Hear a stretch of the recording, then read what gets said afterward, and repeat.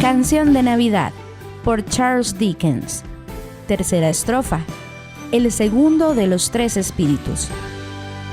Al despertarse en mitad de un ronquido prodigioso e incorporarse en la cama para poner en orden sus pensamientos, Scrooge no tuvo necesidad de que le dijesen que la campana estaba a punto de dar otra vez la 1.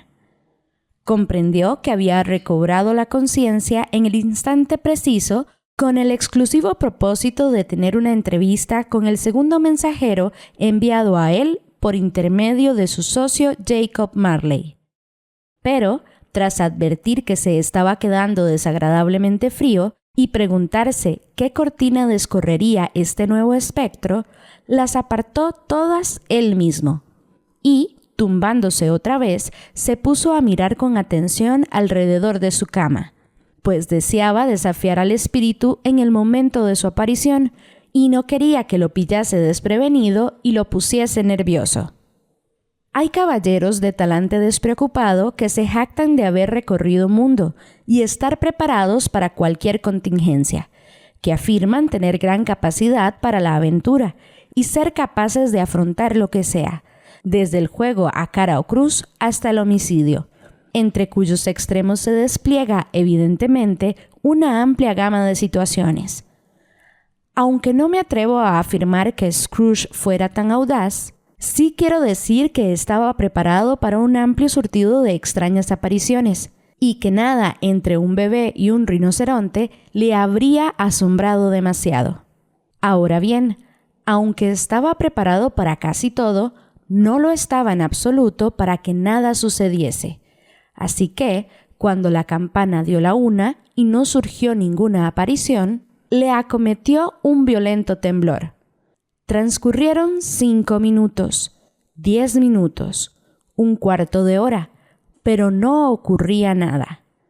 Durante todo este tiempo, permaneció acostado en la cama, verdadero corazón y centro de un resplandor rojizo que se derramó sobre ella cuando el reloj dio la hora. Y aunque solo se trataba de luz, era más alarmante que una docena de espectros, ya que no podía averiguar qué significaba o qué finalidad tenía, y a veces lo asaltaba el temor de que en aquel mismo momento estuviese aconteciendo un interesante caso de combustión espontánea sin tener el consuelo de saberlo. Finalmente, sin embargo, empezó a pensar, como tú o yo habríamos pensado desde el principio, porque, como sucede siempre, la persona que no se encuentra en el apuro es la que dice saber cómo habría que haber actuado y asegura que así lo habría hecho. Finalmente, empezó a pensar que tal vez estuviese la fuente secreta de esta luz espectral en la habitación contigua, de la que, siguiéndole la pista, parecía provenir. Y al adueñarse de su mente tal idea, se levantó sigiloso y se dirigió en zapatillas hacia la puerta. En el instante en que la mano de Scrooge tocó la cerradura, una voz extraña lo llamó por su nombre y le dijo que entrase. El viejo obedeció. Era su propia habitación, de eso no cabía duda, pero había sufrido una sorprendente transformación. Las paredes y el techo estaban tan cubiertos de verdor que parecía una auténtica floresta, en la que había relucientes bayas por todas partes. Las hojas tiesas del acebo, el muérdago y la hiedra reflejaban la luz como si hubiese diseminados multitud de espejitos, y rugían chimenea arriba llamas tales como jamás había conocido la piedra del hogar en los tiempos de Scrooge o de Marley, o durante los muchos inviernos pasados. Amontonados en el suelo, formando una especie de trono, había pavos, gansos, caza, pollos, piezas de carne adobada, grandes piernas asadas, lechones, largas ristras de salchichas, empanadas de carne, budines de ciruela, cajas de ostras, castañas asadas, manzanas coloradas, jugosas naranjas, peras exquisitas, inmensos roscones de reyes y humeantes tazones de ponche que enturbiaban la habitación con sus vapores deliciosos. Cómodamente sentado sobre este lecho se hallaba un alegre gigante de magnífico aspecto que, sosteniendo encendida una antorcha de forma no muy distinta a la del cuerno de la abundancia, la levantó muy alto para alumbrar a Scrooge al asomar por la puerta. ¡Pasa!, exclamó el espectro. ¡Pasa, hombre, y conóceme bien! Scrooge entró tímidamente e inclinó la cabeza ante este espíritu. No era ya el Scrooge obstinado de antes, y aunque los ojos del espíritu eran plácidos y amables, no quiso mirarlos. Soy el espectro de la Navidad presente, dijo el espíritu. Mírame. Scrooge obedeció respetuosamente. El espectro llevaba una simple opalanda o manto de color verde oscuro, ribeteada de piel blanca. Le quedaba tan holgada sobre el cuerpo esta opalanda que dejaba al descubierto su amplio pecho, como si desdeñase tapárselo u ocultarlo con ningún artificio. Sus pies, visibles bajo los amplios pliegues de su ropaje, estaban desnudos también, y no llevaba en la cabeza más que una corona de acebo, engastada aquí y allá con relucientes carámbanos. Sus rizos de color castaño oscuro flotaban largos y generosos como su rostro cordial, sus ojos chispeantes, sus manos abiertas, su voz animada, su gesto espontáneo y su aire alegre. Ceñida a la cintura, tenía una vieja vaina, pero no contenía ninguna espada, y estaba corroída por la herrumbre. ¿Nunca habías visto a nadie como yo?, exclamó el espíritu. Nunca, respondió Scrooge. ¿No has andado con los miembros más jóvenes de mi familia? Es decir, porque yo soy jovencísimo, con mis hermanos mayores, nacidos en estos últimos años, prosiguió el fantasma. Creo que no, dijo Scrooge. Me temo que no. ¿Tienes muchos hermanos, espíritu? Más de 1800, dijo el espectro. Una familia tremenda para alimentarla, murmuró Scrooge. El espectro de la Navidad presente se levantó. Espíritu, añadió Scrooge sumisamente, llévame a donde quieras. Anoche salí contra mi voluntad, pero aprendí una lección que me está haciendo efecto ahora. Esta noche, si tienes algo que enseñarme, deja que saque provecho de ello. Toca mi opalanda. Scrooge hizo lo que se le decía y la agarró con fuerza. Acebo, muérdago, bayas rojas, hiedra, pavos, gansos, caza, pollos, carnes adobadas, asados, lechones, salchichas, ostras, empanadas, budines, fruta, ponches, todo se desvaneció en un instante. Y lo mismo le sucedió a la habitación, al fuego, al resplandor rojo y a la hora de la noche, y se encontraron en las calles de la ciudad, una mañana navideña, donde, dado lo riguroso del tiempo, la gente producía una especie de música áspera, aunque animada y nada desagradable, al raspar la nieve de la acera delante de sus viviendas y del tejado de sus casas, de donde era un regocijo delirante para los chicos verla caer pesadamente sobre la calle y desintegrarse en minúsculas tormentas de nieve. Las fachadas de las casas aparecían bastante negras, y más aún las ventanas, en contraste con la suave y blanca capa de nieve de los tejados y con la otra más sucia del suelo. En la acumulación de la última nieve caída, las ruedas pesadas de los carros y furgones habían dejado profundos surcos. Se cruzaban y recruzaban 100 veces donde confluían las calles importantes, formando intrincados canales difíciles de seguir en el espeso barro amarillento y en el agua helada. El cielo estaba encapotado y las calles más pequeñas se hallaban anegadas de sucia niebla, húmeda y glacial, cuyas partículas más pesadas descendían en forma de una lluvia de átomos de hollín, como si, de común acuerdo, se hubiesen prendido fuego todas las chimeneas de Gran Bretaña y arrojasen llamas para solaz de sus corazones. Nada tenían de alegre el clima y la ciudad. No obstante, reinaba en todas partes una atmósfera de alegría que no habrían sido capaces de difundir el aire más puro del verano o el más espléndido sol estival. Porque la gente que arrojaba paladas desde las techumbres de sus casas estaba llena de alegría y jovialidad. Se daban voces desde los antepechos e intercambiaban de vez en cuando alguna jocosa bola de nieve, proyectil infinitamente más amable que muchas bromas verbales, riendo con gana cuando acertaban y no menos cuando erraban el tiro. Las pollerías estaban aún medio abiertas y las fruterías resplandecían de luz.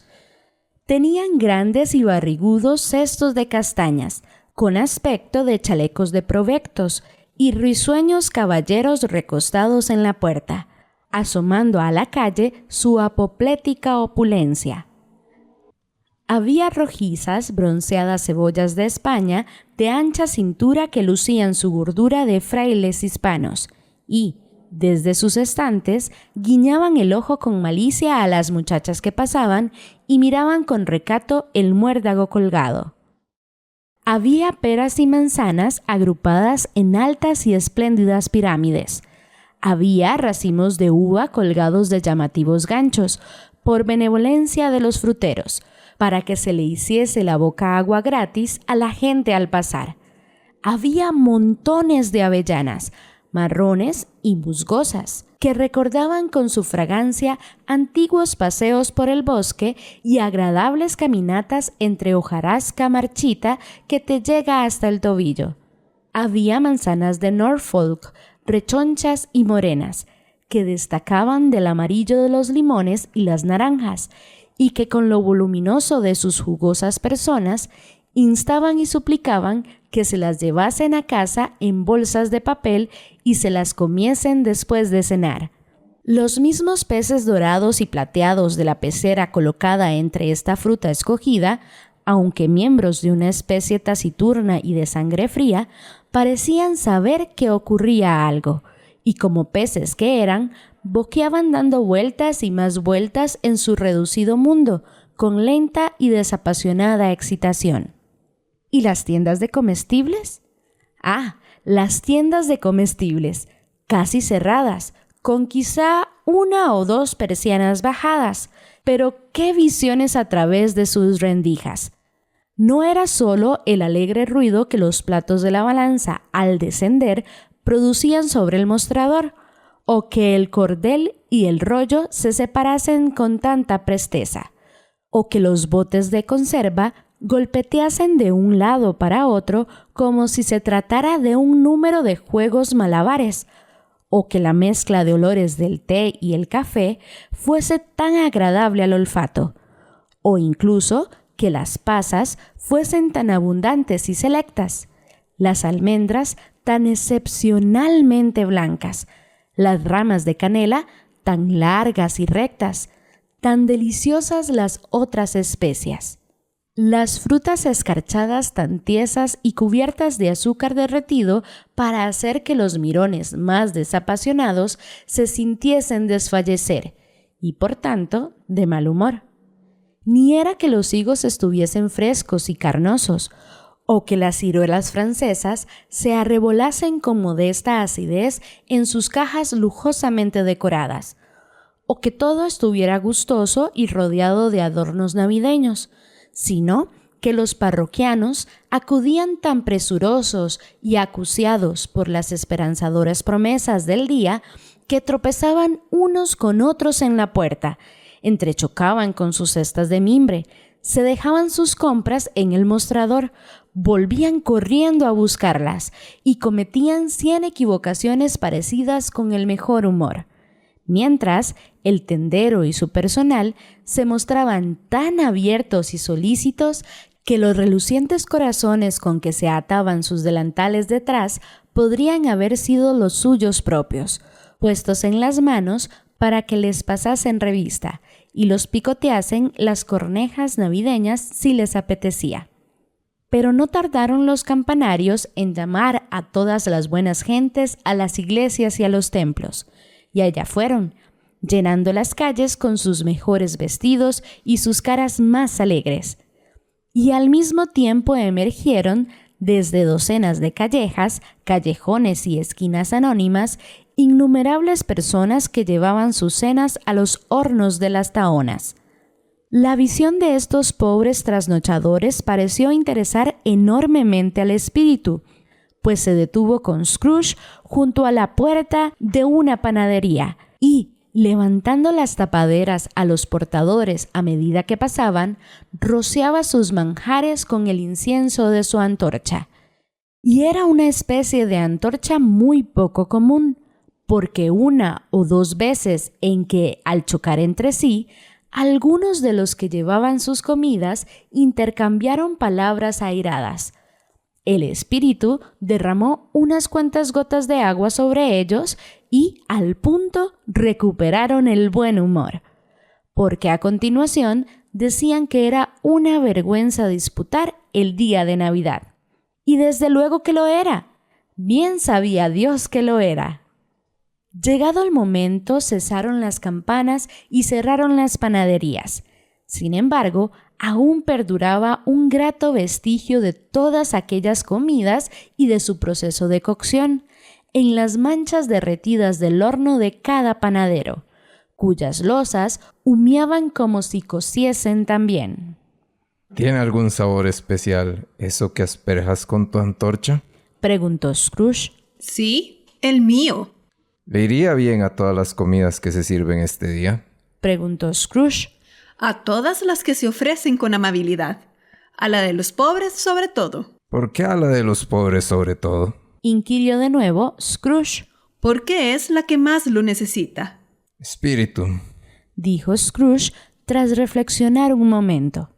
me extraña que, de todos los seres de los múltiples mundos que nos rodean, seas tú el que quiera obstaculizar las oportunidades de inocente disfrute de estas gentes. ¿Yo? Exclamó el espíritu. Tú querrías privarles de los medios de comer el séptimo día de la semana, que es a menudo el único en el que pueden decirse que comen. Dijo Scrooge. ¿No es así? ¿Yo? Exclamó el espíritu. ¿No pretendes cerrar estos lugares el séptimo día? Dijo Scrooge. Pues viene a hacer lo mismo. ¿Que yo pretendo eso? Exclamó el espíritu. Perdona si me equivoco. Se ha hecho en tu nombre, o al menos en el de tu familia. Dijo Scrooge. ¿Hay algunos en este mundo vuestro Replicó el espíritu. que afirman conocernos y cometen en nuestro nombre actos de pasión, de orgullo, de malevolencia, de odio, de envidia, de intolerancia y de egoísmo, que son tan ajenos a nosotros y a toda nuestra estirpe como si jamás hubiesen existido? Recuerda eso y achaca a ellos sus acciones, no a nosotros. Scrooge prometió hacerlo así. Y prosiguieron, invisibles como antes, hacia las afueras de la ciudad. Una notable particularidad del espectro, que Scrooge ya había observado en la panadería, era que, pese a su estatura gigantesca, podía adaptarse fácilmente a cualquier sitio, y que estaba de pie en una estancia de techo bajo con la misma gracia y aspecto de criatura sobrenatural que podía estarlo en un salón alto. Y tal vez fue la satisfacción que el buen espíritu sentía en exhibir este poder suyo, o bien su natural generoso, amable y franco, así como su compasión para con todos los pobres, lo que lo condujo a casa del escribiente de Scrooge, porque allí se dirigió, con Scrooge agarrado a su hopalanda. Y en el umbral de la puerta, el espíritu sonrió, y se detuvo a bendecir la morada de Bob Cratchit con aspersiones de su antorcha. Figuraos, la casa de Bob. Bob, que solo ganaba 15 bobs a la semana, que solo se embolsaba 15 copias de su cristiano nombre los sábados. Y sin embargo, el espectro de la Navidad presente bendijo cada rincón de su pequeña casa. Entonces se levantó la señora Cratchit, la esposa de Bob, pobremente ataviada con un vestido 2 veces vuelto del revés, pero precioso con sus cintas, que son baratas y hacen buen efecto por 6 peniques, y puso el mantel con la ayuda de la segunda de sus hijas, Belinda Cratchit, que también lucía varias cintas.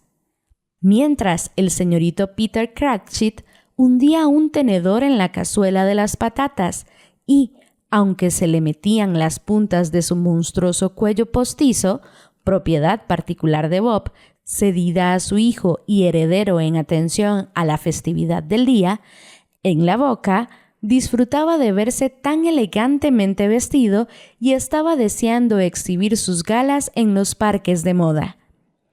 A continuación, entraron atropelladamente 2 Cratchit más pequeños, niño y niña, gritando que habían notado olor a ganso delante de la panadería y que lo habían reconocido como el de ellos, y, deleitándose en voluptuosos pensamientos sobre la salvia y la cebolla, los 2 pequeños Cratchit se pusieron a bailar alrededor de la mesa y a ensalzar al señorito Peter Cratchit, en tanto que éste, nada envanecido aunque casi le ahogaba el cuello postizo, soplaba la lumbre, hasta que las patatas, que se cocían lentamente, rompieron a hervir, golpeando sonoramente la tapadera de la cazuela para que las sacasen y las pelasen.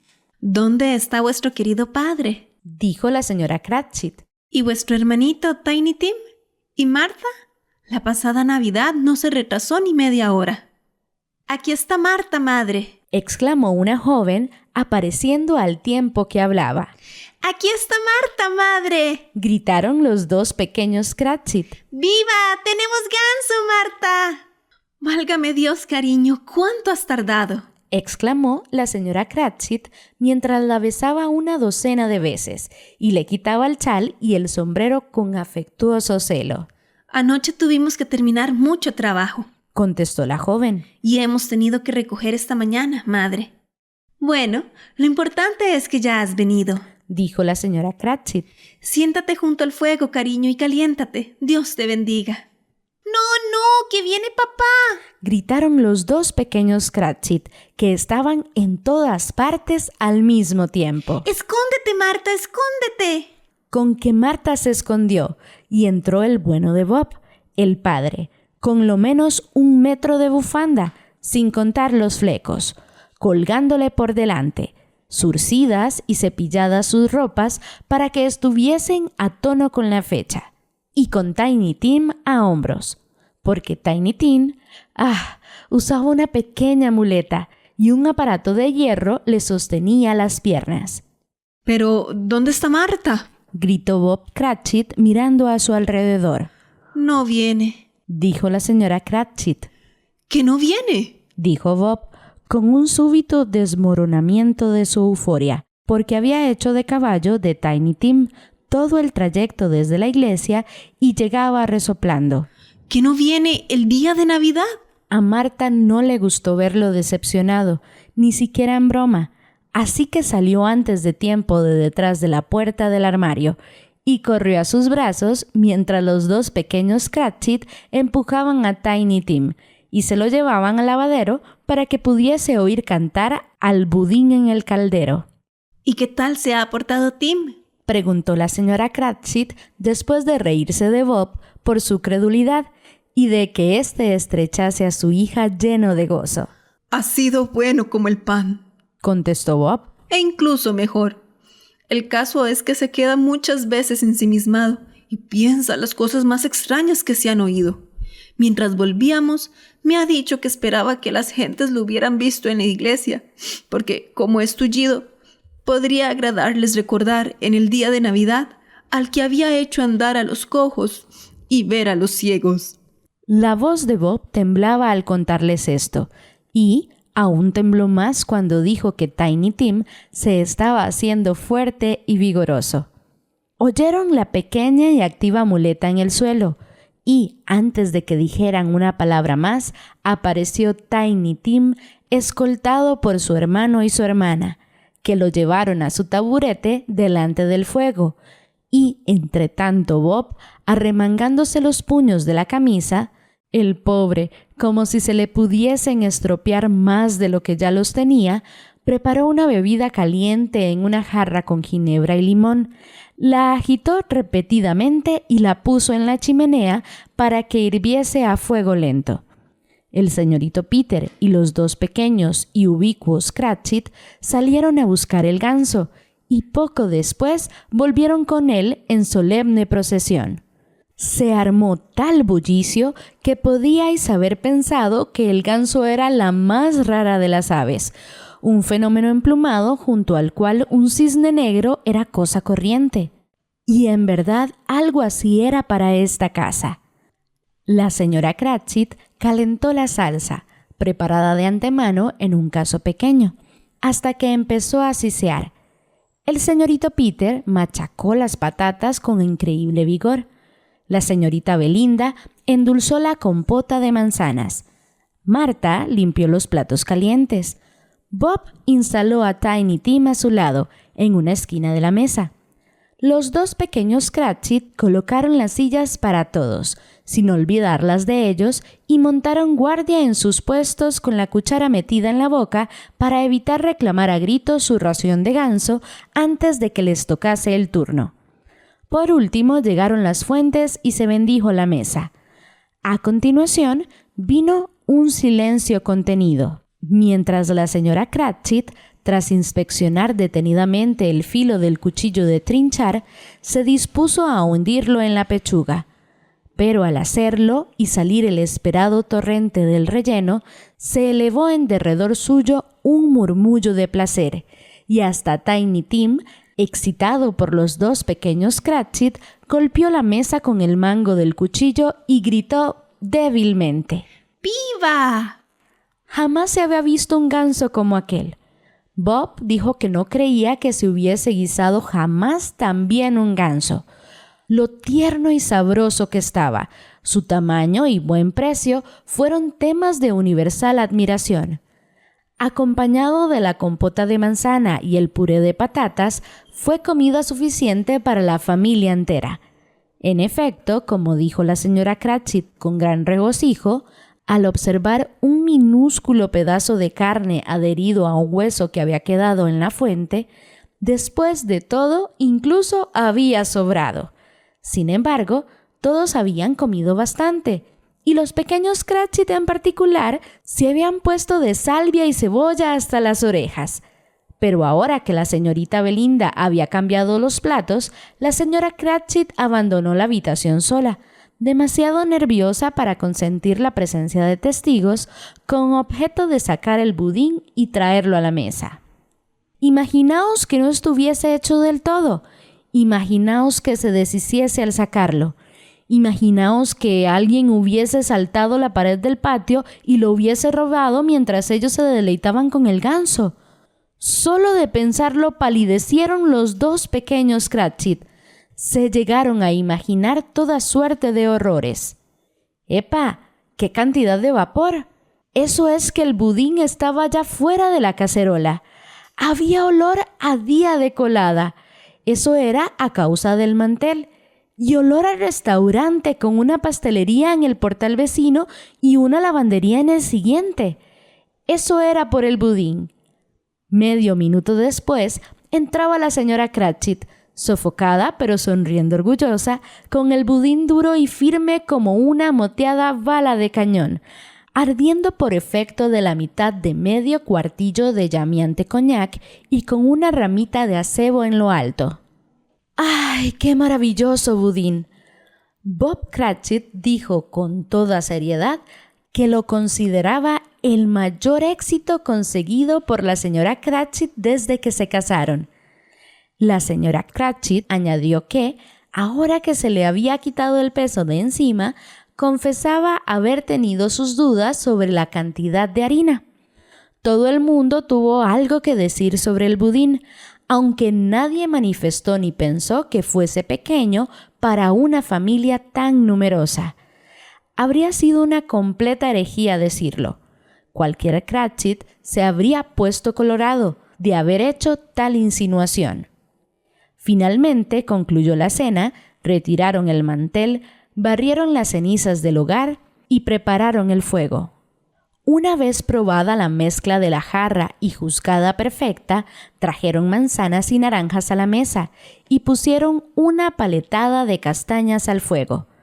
A continuación, se acomodó toda la familia Cratchit alrededor del hogar, en lo que Bob Cratchit llamó círculo, aunque solo era la mitad, y junto a Bob Cratchit colocaron toda la cristalería familiar, 2 vasos y una flanera a la que le faltaba un asa. Estos, sin embargo, contenían la bebida caliente tan bien como lo habrían hecho unas copas de oro, y Bob la sirvió con expresión radiante, mientras las castañas chisporroteaban y crepitaban sonoramente. Entonces exclamó Bob: ¡Feliz Navidad a todos, queridos míos! ¡Que Dios os bendiga! Cosa que repitió toda la familia. ¡Que Dios nos bendiga a todos!, dijo por último Tiny Tim. Tiny Tim estaba sentado muy cerca de su padre, en su pequeño taburete. Bob tenía su consumida manita entre las suyas, como reteniéndolo, temeroso de que le arrebatasen de su lado a su hijito amado. Espíritu, dijo Scrooge con un interés como jamás había sentido antes. Dime si Tiny Tim vivirá. Veo su sitio vacío, replicó el espectro. en ese pobre rincón de la chimenea, y una muleta sin dueño cuidadosamente guardada.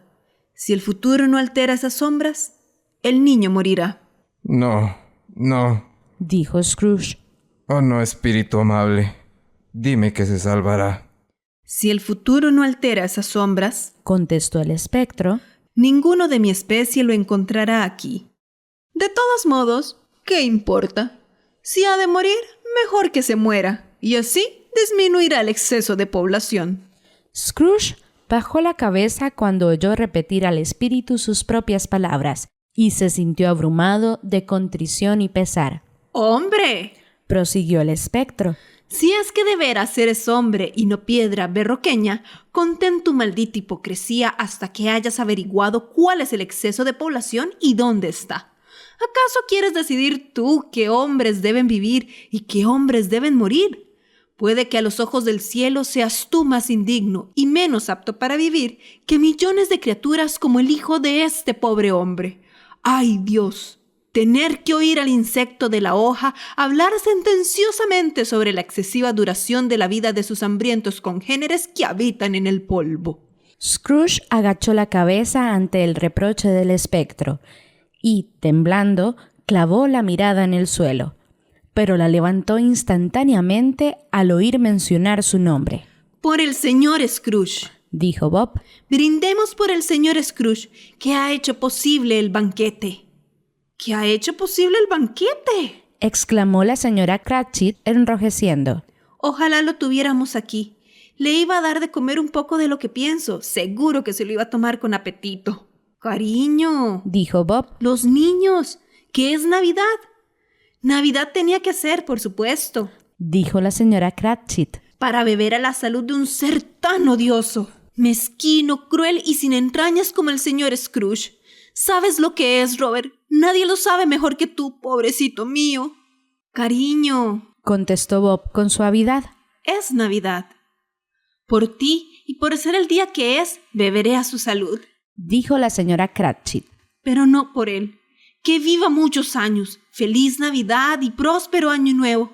No me cabe la menor duda de que va a ser muy feliz y muy próspero para él». A continuación, brindaron los niños. Fue la primera acción del día en la que no pusieron ningún entusiasmo. Tiny Tim fue el último de todos en hacerlo, aunque de muy mala gana.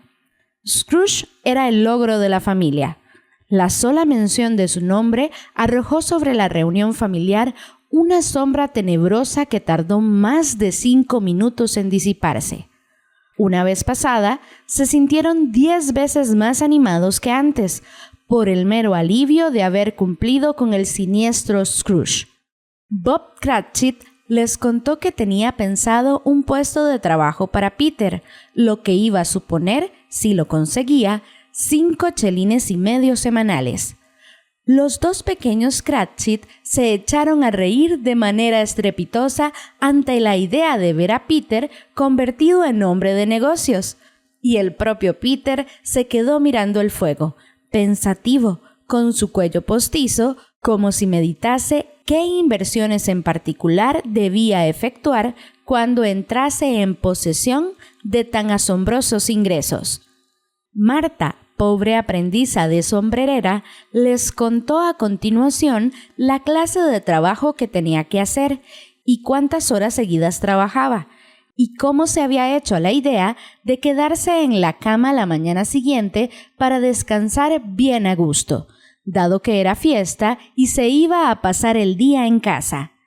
También les contó que había visto hacía unos días a una condesa y a un lord, y que éste era casi tan alto como Peter. Y el muchacho, al oír aquello, se subió al cuello de tal manera que, si hubierais estado allí, no le habríais podido ver la cabeza. A todo esto, no paraban de ir y venir las castañas y la jarra. Después, escucharon una canción sobre un niño extraviado que caminaba por la nieve, cantada por Tiny Tim, que tenía una vocecita quejumbrosa y entonaba muy bien. Nada había de especial en todo esto. Los Cratchit no eran una familia distinguida. No llevaban buenos vestidos, sus zapatos estaban lejos de ser impermeables, su ropa era escasa y Peter debía de conocer, y probablemente conocía, la casa de empeños. Pero eran dichosos. Se sentían agradecidos, satisfechos unos de otros y contentos con la Navidad. Y mientras se desvanecían y se mostraban más felices aún bajo las brillantes aspersiones de la antorcha del espíritu, administradas como despedida, Scrooge siguió mirándolos, sobre todo a Tiny Tim, hasta el final. En aquel momento estaba oscureciendo y nevaba en abundancia, y era maravilloso el resplandor de los fuegos crepitantes de las cocinas, los salones y toda suerte de estancias, mientras Scrooge y el espíritu recorrían las calles. Aquí, el fluctuar de las llamas mostraba los preparativos de una cena íntima, con los platos calentándose delante de la lumbre y las cortinas rojas dispuestas para ser corridas y aislar así del frío y la oscuridad. Allá, todos los niños de la casa salían corriendo a la nieve, al encuentro de sus hermanas y hermanos casados, primos, tíos y tías, para ser los primeros en saludarlos. Aquí de nuevo, sobre las persianas, se recortaban las sombras de los invitados reunidos, y allá un grupo de hermosas muchachas, todas con capucha y botas de piel, y hablando a la vez, se dirigían presurosas a alguna casa vecina donde pobre del soltero que las viese entrar. Astutas hechiceras, bien lo sabían ellas, encendidas de animación. Y a juzgar por la cantidad de gente que se dirigía a reunirse con los amigos, se diría que no quedaba nadie en las casas para recibirlos al llegar, en vez de esperar cada cual a sus invitados y llenar de carbón media chimenea. ¡Válgame Dios! ¡Cómo disfrutaba el espectro! ¡Cómo descubría su pecho y se elevaba! Y abría sus anchas palmas, derramando con mano generosa su espléndida e inocente alegría sobre cuantos había a su alcance. Hasta el mismo farolero, que andaba presuroso, punteando la oscura calle con motas de luz, e iba vestido para pasar la velada en algún sitio, rió sonoramente al cruzarse con el espíritu, aunque poco imaginaba él que se trataba de la propia Navidad. Y ahora, sin una palabra de advertencia por parte del espectro, se encontraron en un páramo desolado y desierto, donde había diseminadas moles monstruosas de tosca piedra, como si fuese un cementerio de gigantes, y el agua se extendía por doquier. O se habría extendido, de no ser por la helada que la tenía prisionera, y nada crecía sino musgo y aulaga y hierba tosca y maloliente. A poniente, el sol había dejado al ocultarse una franja roja como el fuego, que resplandeció un instante sobre la desolación como un ojo hosco, y frunciéndose más y más y más, se perdió en la densa oscuridad de la negra noche. ¿Qué lugar es este?, preguntó Scrooge. Un lugar donde viven los mineros que trabajan en las entrañas de la tierra, contestó el espíritu. Ellos, sin embargo, me conocen. ¡Mira! En la ventana de una cabaña brillaba una luz, y el espectro y Scrooge se dirigieron rápidamente hacia ella. Al atravesar un muro de piedra y adobe, descubrieron un alegre grupo reunido en torno a un fuego animado. Lo formaban una pareja muy anciana, con sus hijos y los hijos de sus hijos, y otra generación más, todos engalanados con sus trajes de fiesta. El viejo, con una voz que rara vez se elevaba por encima de los aullidos del viento en el páramo, les estaba cantando un villancico. Era ya una canción muy antigua cuando él la aprendió de niño, y, de vez en cuando, se le unían los demás en coro. Y cada vez que ellos alzaban sus voces, el viejo se animaba y elevaba la suya. Y cuando ellos callaban, su vigor se volvía a apagar. No se detuvo aquí el espíritu, sino que dijo a Scrooge que se agarrase a su hopalanda y, cruzando por encima del páramo, ¿hacia dónde voló? ¿No sería hacia el mar? Pues sí, hacia el mar. Para su horror, al mirar atrás, Scrooge vio el final de la tierra firme, un espantoso frente de rocas, y el ruido atronador del agua le ensordecía los oídos al embestir y rugir y bramar entre las tremendas cavernas que había excavado, tratando de minar la tierra con furor. Construido sobre un tenebroso arrecife de rocas sumergidas, a una legua más o menos de la costa, contra la que se estrellaban y se enfurecían las olas todo el año, se alzaba un faro solitario. A su base se agarraban grandes masas de algas y los petreles, nacidos del viento, cabría imaginar como las algas del agua, se elevaban y bajaban a su alrededor, como las olas que rozaban al volar. Pero incluso aquí, los dos hombres que cuidaban del faro habían encendido una hoguera que a través de la tronera del grueso muro de piedra derramaba un rayo de claridad sobre el espantoso mar.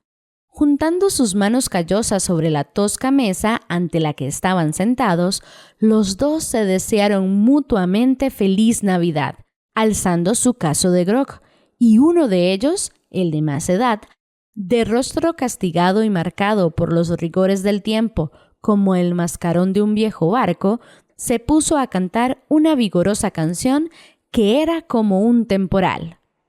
Otra vez reanudó su vuelo el espíritu por encima del mar negro y ondulante, avanzando más y más, hasta que, lejos de la costa, según le dijo a Scrooge, descendieron sobre un barco. Se posaron junto al timonel. Se acercaron al vigía de proa y a los oficiales de guardia, figuras oscuras y espectrales en sus diversos puestos. Pero cada uno de ellos tarareaba una cancioncilla navideña, pensaba en la Navidad o hablaba en voz baja con su compañero de alguna Navidad lejana, con la esperanza de regresar alguna vez para esas fechas. Y ese día, cada hombre de a bordo, dormido o despierto, bueno o malo, había tenido para los demás palabras más amables que ningún otro día del año, y había participado en alguna medida en su celebración, y había recordado a sus seres queridos de los que se encontraba lejos, seguro de que ellos lo recordaban con alegría. Fue una gran sorpresa para Scrooge, mientras escuchaba los aullidos del viento y pensaba qué solemne era recorrer las tinieblas solitarias sobre un abismo desconocido cuyas profundidades eran secretos tan insondables como la muerte. Fue, decía, una gran sorpresa para Scrooge, que estaba absorto en todo esto, oír una fuerte risotada.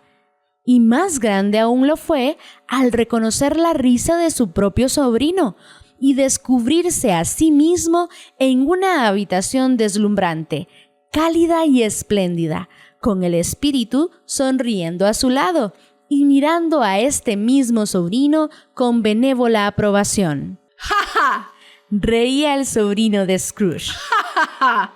Si por alguna remota casualidad llegáis a conocer a alguien más dado a reír que el sobrino de Scrooge, todo lo que puedo deciros es que me gustaría conocerlo también. Presentádmelo y cultivaré su amistad.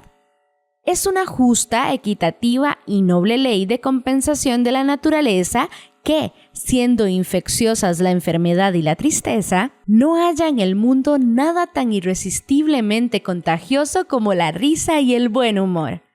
Al echarse a reír el sobrino de Scrooge de esta manera, sujetándose los costados, agitando la cabeza y contrayendo la cara con los gestos más extravagantes, la sobrina política de Scrooge rió con tanta gana como él, y sus amigos allí reunidos, para no ser menos, estallaron en ruidosas carcajadas. Dijo que las navidades eran paparruchas, como lo oís, exclamó el sobrino de Scrooge. y lo dijo convencido. Mayor vergüenza para él, Fred. Dijo la sobrina de Scrooge, indignada. Benditas sean estas mujeres. Jamás hacen nada a medias. Siempre se lo toman todo en serio. La sobrina de Scrooge era muy bonita, extremadamente bonita, con una cara preciosa, como sorprendida, con hoyuelos, una boquita colorada que parecía hecha para ser besada, como sin duda lo era, toda suerte de lunarcitos en la barbilla que se le fundían en uno solo al reír, y los ojos más radiantes que hayáis podido ver en criatura alguna. En conjunto, era lo que podríamos llamar provocativa, ya me entendéis, aunque, eso sí, comedida, absolutamente comedida.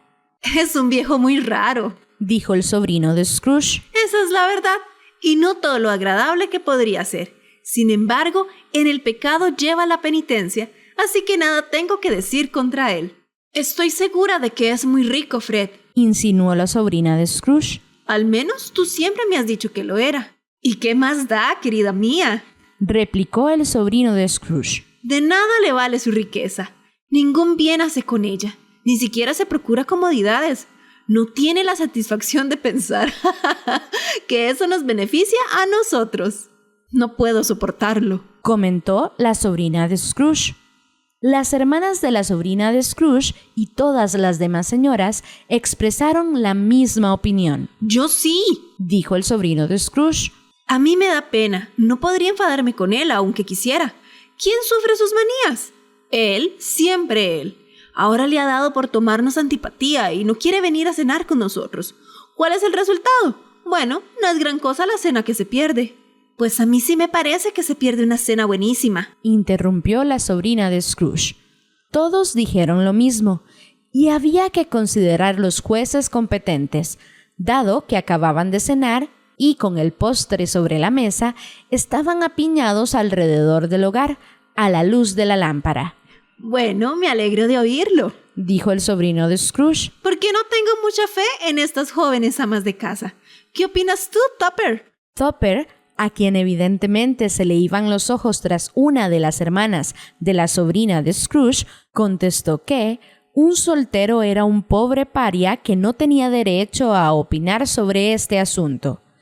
Ante lo cual, la hermana de la sobrina de Scrooge, la rolliza con escote de encaje, no la de las rosas, se ruborizó.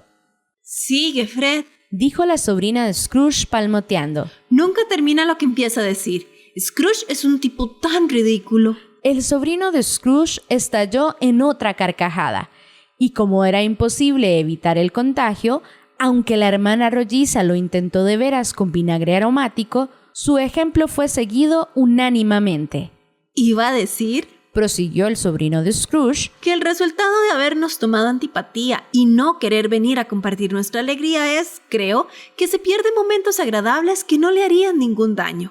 Estoy seguro de que se pierde compañías más gratas que las que le pueden brindar sus propios pensamientos, sea en su mohosa oficina o en sus polvorientas habitaciones. Pienso darle todos los años la misma oportunidad, le guste o no, porque me da pena. Aunque se burle de la Navidad hasta que se muera, no podrá por menos de tener mejor opinión de ella, lo desafío, si me ve ir allí de buen talante año tras año a decirle, ¿cómo le va, tío Scrooge? Y si eso contribuyese a animarlo a dejar a su pobre escribiente, aunque fueran 50 libras, ya sería algo. Y creo que ayer lo conmoví. La sola idea de que Fred hubiera logrado conmover a Scrooge hizo reír a todos. Pero como era de carácter afable y no le molestaba que se riesen, los animó en su regocijo y les pasó alegremente la botella. Después del té, hubo un poco de música, porque eran una familia amante de la música, y todos sabían lo que se hacía cuando cantaban a coro una canción o ejecutaban un canon. Os lo aseguro, sobre todo Topper, que sabía hacer un bajo como el que más sin que se le hinchasen las venas de la frente ni se le congestionase la cara.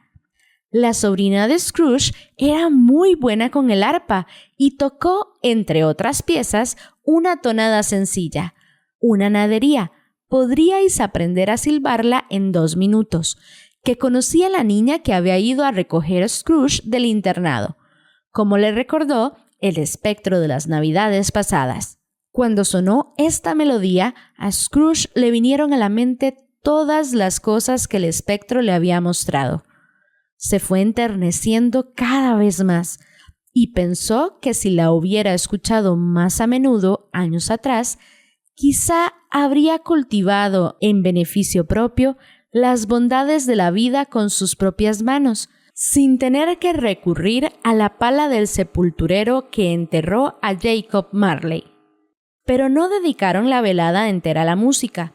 Al cabo de un rato se pusieron a jugar a las prendas, porque a veces es bueno sentirse niños, y nunca mejor que en Navidad, cuando el Creador fue niño también. Un momento, antes jugaron a la gallina ciega, no faltaba más. Y yo me creo que Topper tenía los ojos bien vendados tanto como que veía por las botas. Mi opinión es que se habían puesto de acuerdo él y el sobrino de Scrooge, y que el espectro de la Navidad presente lo sabía. La manera de perseguir a la hermana rolliza del escote de encaje era una afrenta a la credulidad de la naturaleza humana. Derribando los atizadores de la chimenea, tropezando con las sillas, chocando con el piano, sofocándose entre las cortinas. Allá donde ella fuera, iba él. Siempre sabía dónde estaba la hermana rolliza. No quería alcanzar a nadie más. Si hubieseis chocado con él, como les ocurrió a algunos, y os hubieseis quedado quietos, habría simulado luchar por atraparos, lo que habría sido un insulto a vuestra inteligencia, y se habría desviado inmediatamente en dirección a la hermana rolliza. Ella gritaba a menudo que eso era trampa, y la verdad es que lo era. Pero cuando la atrapó finalmente, cuando, a pesar del frufrú de su vestido y el rápido escabullirse de su lado, ella quedó acorralada en un rincón del que no tenía escapatoria, entonces el comportamiento de Topper fue de lo más odioso. Porque su manera de fingir no saber quién era, de fingir que era necesario rozar su peinado, de comprobar su identidad presionando cierto anillo que tenía en el dedo y cierta cadena que llevaba en el cuello, fue despreciable, monstruosa. Por supuesto, ella le hizo saber su opinión cuando, al tocarle a otro hacer de gallina ciega, se escondieron los dos a solas detrás de las cortinas. La sobrina de Scrooge no participó en el juego de la gallina ciega, pues había sido acomodada en un gran sillón con escabel, en un rincón acogedor cerca del espectro y de Scrooge, situados a su espalda. Pero se incorporó al juego de las prendas y demostró el indecible amor que sentía por su marido con todas las letras del abecedario.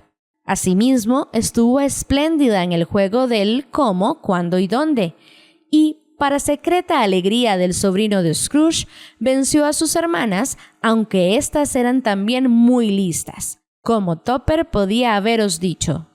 Habría allí unas 20 personas, jóvenes y viejas, pero todas jugaban, incluso Scrooge, quien, olvidando, embedido en lo que allí ocurría, que su voz no llegaba a los oídos de ellos, proponía de vez en cuando su solución a grandes voces y acertaba la mayoría, pues la aguja más aguda, la mejor de Whitechapel, con garantía de que el ojo no corta el hilo, no era tan aguda como Scrooge, solo se embotaba cuando se le metía algo en la cabeza.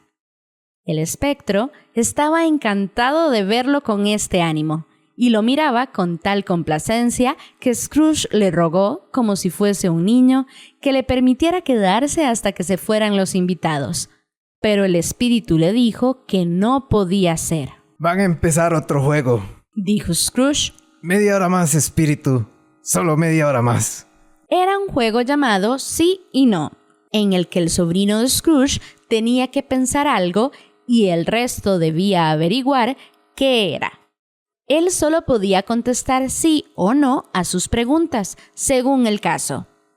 Del fuego nutrido de preguntas al que lo sometieron, parecía deducirse que pensaba en un animal vivo, un animal desagradable, un animal salvaje, un animal que gruñía y rezongaba, y a veces hablaba, y vivía en Londres, y andaba por las calles, y no lo exhibían, y no lo llevaba nadie, y no vivía en una casa de fieras, y su carne no se vendía en el mercado, y no era un caballo, ni un asno, ni una vaca, ni un toro, ni un tigre, ni un perro, ni un cerdo, ni un gato, ni un erizo.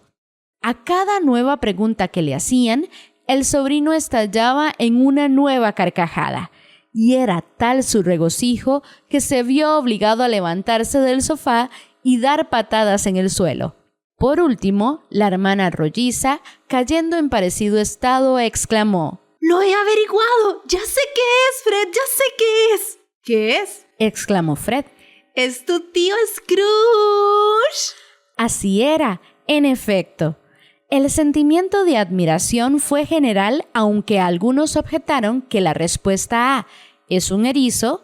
Debía haber sido sí, dado que la respuesta negativa bastaba para haber alejado las sospechas del señor Scrooge en caso de que hubiesen ido en esa dirección. Desde luego, nos hemos divertido bastante a su costa, Dijo Fred. y seríamos unos desagradecidos si no bebiésemos a su salud. Tenemos aquí, a mano, un vaso de vino especiado y caliente, así que yo brindo por el tío Scrooge. ¡Bien, por el tío Scrooge! Exclamaron todos los demás. ¡Feliz Navidad y próspero Año Nuevo al viejo, esté donde esté! Dijo el sobrino de Scrooge. No ha querido aceptar mi felicitación, pero ojalá le llegue de todos modos, por el tío Scrooge. El tío Scrooge había ido poniéndose imperceptiblemente tan animado y alegre que, si el espectro le hubiese concedido tiempo, habría correspondido a la reunión, ajena de su presencia, con otro brindis, y les habría dado las gracias con inaudible voz. Pero toda la escena desapareció con el aliento de la última palabra que pronunció su sobrino, y otra vez se encontraron viajando él y el espíritu. Vieron muchas cosas y llegaron muy lejos, y visitaron muchos lugares, pero siempre con un desenlace feliz. El espíritu se detuvo junto al lecho de los enfermos, y estos recobraron la alegría, junto a los que estaban en tierras extrañas y se sintieron en su país, junto a los combatientes y fueron pacientes al forjar mayores esperanzas, junto a la pobreza y se volvió rica. En los asilos, los hospitales y las cárceles, en todos los refugios de la miseria, allá donde el hombre, envanecido por su pequeña y efímera autoridad, no había echado el cerrojo a la puerta impidiendo la entrada al espíritu, dejó éste su bendición y enseñó a Scrooge sus preceptos. Fue una noche larga, si es que realmente fue una sola noche, aunque Scrooge tenía sus dudas sobre esto, porque las fiestas de Navidad parecieron condensarse en el espacio de tiempo que pasaron juntos. Era extraño, además, que mientras Scrooge conservaba inalterado su aspecto exterior, el espectro se volvía cada vez más viejo de manera evidente. Scrooge había observado este cambio, aunque no dijo nada hasta que abandonaron una fiesta infantil de Noche de Reyes. Entonces, al detenerse los dos en un lugar al aire libre, notó que tenía el cabello gris. ¿Tan corta es la vida de los espíritus?, preguntó Scrooge. La mía en este mundo es muy breve, replicó el espectro. Termina esta noche. ¿Esta noche?, exclamó Scrooge. Esta noche a las 12. Escucha, mi hora se acerca. En ese instante las campanas dieron las 12 menos cuarto. Perdona si es inconveniente la pregunta, dijo Scrooge, mirando con atención la túnica del espíritu. Pero veo algo que no pertenece a tu persona asomando por debajo de tus faldas. ¿Es un pie o una garra? Podría ser una garra, a juzgar por la carne que la cubre, fue la afligida respuesta del espíritu. Mira esto. De los pliegues de su hopalanda sacó 2 niños. 2 niños desdichados, infelices, horribles, espantosos, miserables. Se arrodillaron a sus pies y se agarraron a sus ropas. ¡Hombre, mira aquí! ¡Mira esto!, exclamó el espectro. Eran un niño y una niña, flacos, amarillos, harapientos, ceñudos, lobunos, aunque al mismo tiempo postrados con humildad. Donde la gracia de la juventud debía haber llenado sus facciones, encendiéndolas con los colores más lozanos, una mano agostada y marchita, como la de la vejez, las había pellizcado y retorcido, y estirado en jirones. Donde hubieran podido entronizarse los ángeles, habitaban los demonios y acechaban amenazadores. Ningún cambio, ninguna degradación, ninguna perversión de la humanidad, cualquiera que sea su grado, a lo largo de todos los misterios de la maravillosa creación, ha producido monstruos la mitad de espantosos y horribles. Scrooge retrocedió horrorizado. Puesto que se los habían mostrado de esta manera, intentó decir que eran unos niños muy guapos, pero las palabras se le atragantaron antes de tomar parte en una mentira de tal magnitud. Espíritu, ¿son hijos tuyos? Scrooge no pudo decir más. Son hijos del hombre, dijo el espíritu mirándolos. Y se aferran a mí, suplicantes, huyendo de sus padres. Este niño es la ignorancia, esta niña la indigencia. Guárdate de ellos y de los de su especie, pero sobre todo, guárdate de este niño, porque en su frente veo escrita la palabra condenación, a menos que sea borrada. ¡Recházala!, exclamó el espíritu, extendiendo la mano hacia la ciudad. Calumnia a quienes te la digan. Admítela para tus fines perversos y empeórala aún más. Y espera el final. ¿No tienen cobijo ni recursos?, exclamó Scrooge. No hay cárceles, dijo el espíritu, echándole en cara por última vez sus mismas palabras. No hay asilos. La campana dio las 12. Scrooge buscó al espectro con la mirada a su alrededor y no lo vio. Cuando dejó de vibrar la última campanada, se acordó de la predicción del viejo Jacob Marley y, alzando los ojos, descubrió un fantasma solemne, encapuchado y cubierto de ropajes, que avanzaba como una bruma por el suelo hacia él.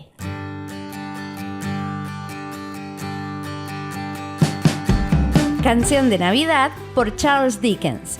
Esta es una producción de Página Cero con las voces de Pamela Jiménez como narradora, Ricardo Ruiz como Scrooge y Ángela Arias como todos los demás personajes.